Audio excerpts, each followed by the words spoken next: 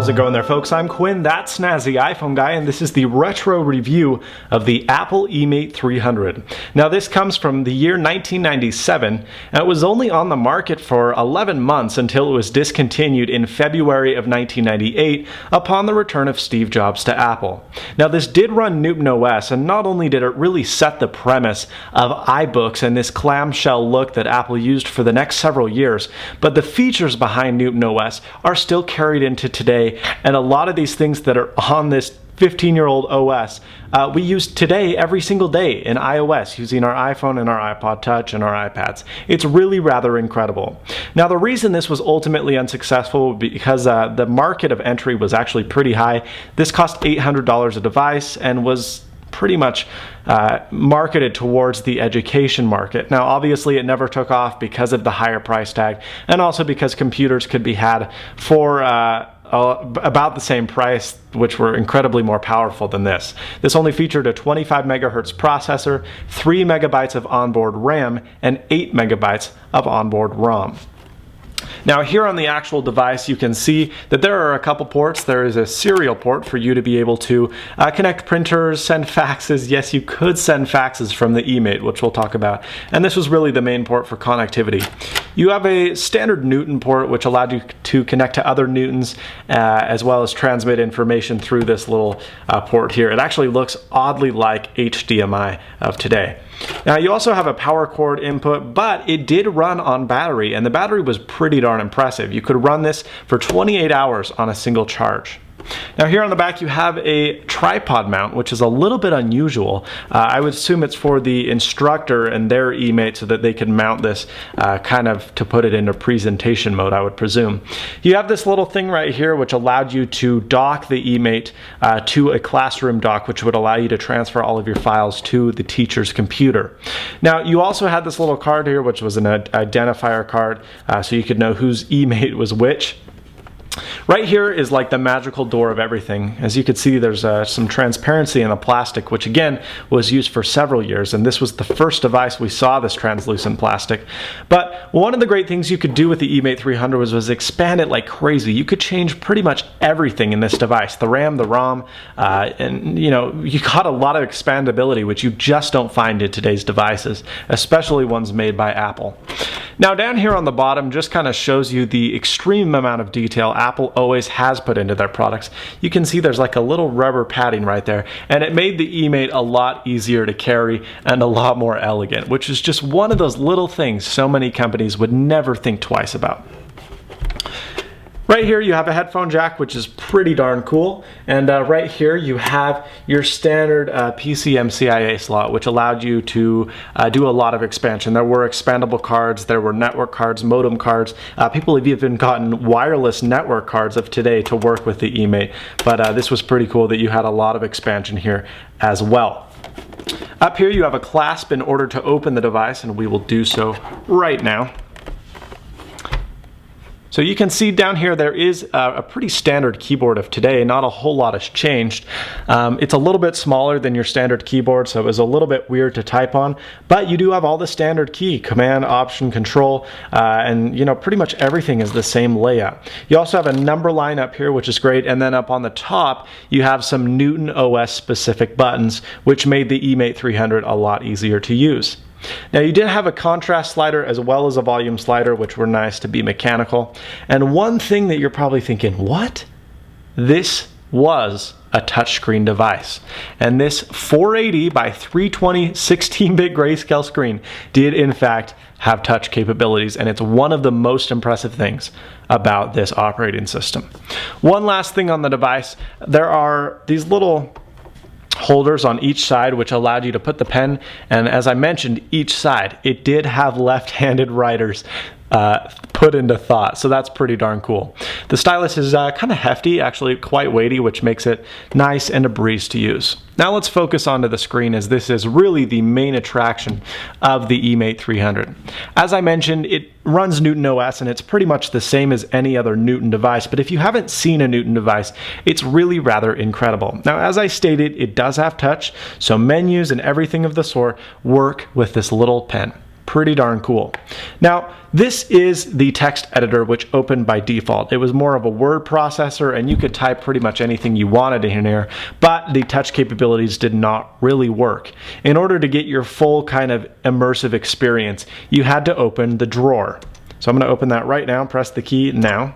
And as you can see, it takes the drawer a couple minutes to pop up due to the very lackluster specifications of said device. But we're going to open the Note tab because that's where pretty much everything is.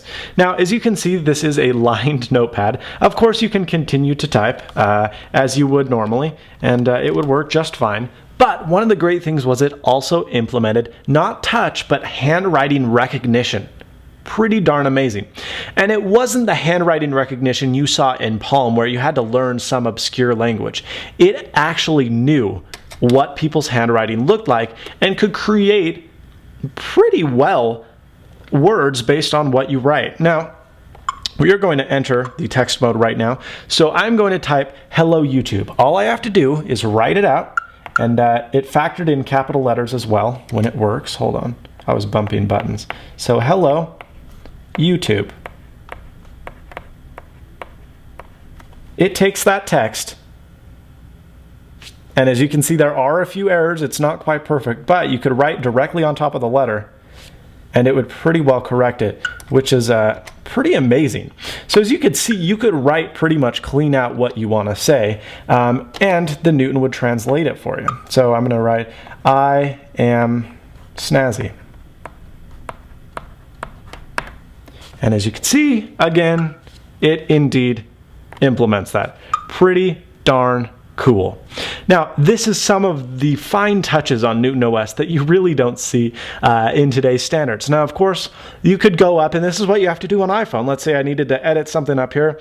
I have to jump to here, select it, and then hit the backspace key. I have to go up here and then hit the backspace key. But watch this. On Newton OS, if you needed to get rid of a line of text, just scribble it out. Amazing that this was 15 years ago. So again, we could write a sentence. This, nope, and it didn't quite take it. So as you can see, it's not perfect. There are some errors. This is a retro review. Surely enough, it works pretty darn well. As you can see, it got Petro review, so all we have to do is write an R on top of that and it will be corrected. Again, let's say I need to get rid of this text, scribble it out, and it's gone. Maybe. Pretty cool. Now, you could also do a lot more than handwriting recognition. There was a shapes mode as well. So let's say we drew a square and it was kind of lackluster. Well, Newton OS would correct that. Again, with a circle, not a perfect circle, we'll fix that. Pretty amazing. Again, need to get rid of it. All you have to do, scribble it out.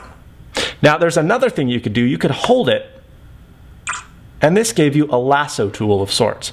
Now, we could lasso around this square, and that's how you would select things. Rather than having to tab back and forth and go delete, delete, delete, delete, okay, I want this, you just take it and you circle what you want. Pretty cool, right? All right, so what you could do is you could hold this down.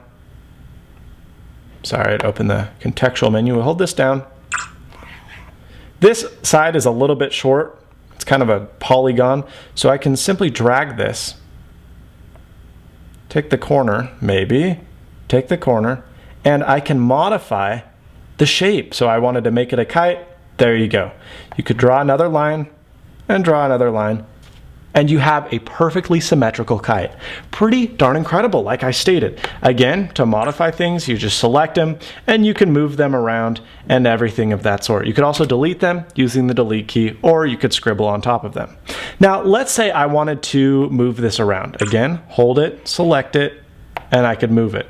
Now, you could also double tap it, and that would make a direct copy of it. Scribble everything out, and it all goes away. Pretty incredible, if I do say so myself. You could also go into the Sketches tool where I didn't really bother with anything. You just wrote a smiley face, and it just stayed a smiley face. There's also an ink text mode where, see my header right here? So it's going to enter whatever I do and also smooth the line. So let's say I wrote hi.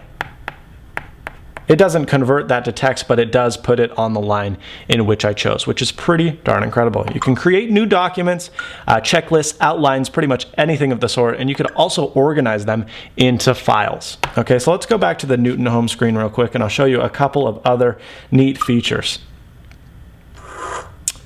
So we could go in here, you can click on names. There's a couple different applications which allow you some basic interesting stuff, like a clock wherein that appears over the document you're working on.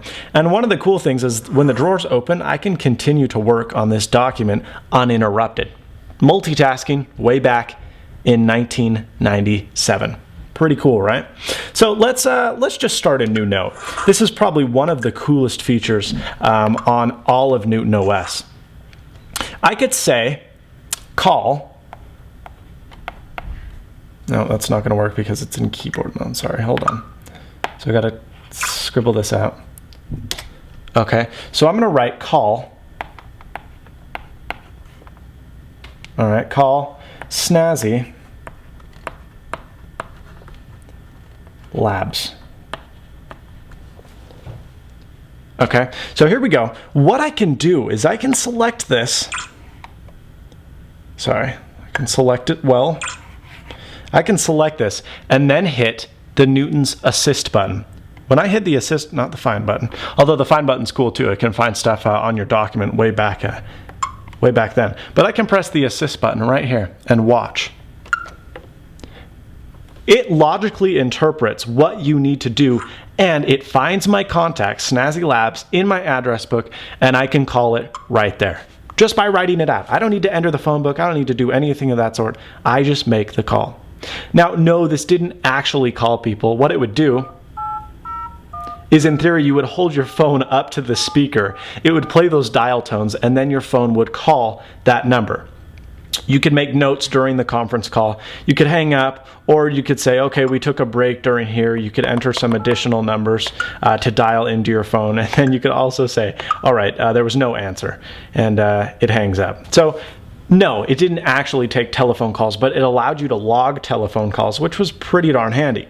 Now, what it did allow you to do was send faxes. You could take a document, and not only could you print it to pretty much any Apple printer back in the day. Yes, Apple made printers, funny, but all you could do is press Command P. All the shortcuts remain the same, Command P, Command A, everything of the sort. It asks you for the printer. You can select the printer. It automatically finds the printer if it's plugged in, or you could go to other network printers. And again, you could network print if you had a modem, which was pretty darn cool. You could format it accordingly. There was a print preview. There was anything of the sort. You would press next. You would press print. And this started printing. Now, you could also fax documents right from the Newton. You did have to have a modem plugged in, but you could say, okay, here's the fax right here. It formats the fax, makes everything nice and easy, and would send it directly. This was incredibly powerful back in the day because your computers usually couldn't send faxes directly. They would need to be printed out and then rescanned into a fax machine, which is pretty cool that you could do it directly from the Newton. Again, it's a really incredible device. It never took off because it was too ahead of its time, but it is a pretty interesting thing because, again, so many of these features, like the select and like the lasso and like the cut and paste, are carried on in today's mobile operating systems. And Newton OS and the eMate 300 was really what started it all. Thank you so much for watching. Please subscribe, rate, comment, and as always, stay snazzy. See you later, folks. This video is brought to you by Roku, Netflix, Hulu, music, live sports, Angry Birds, and a whole lot more. All on your TV for just $60. So much fun for so little. Visit TreadedUS/Roku to learn more.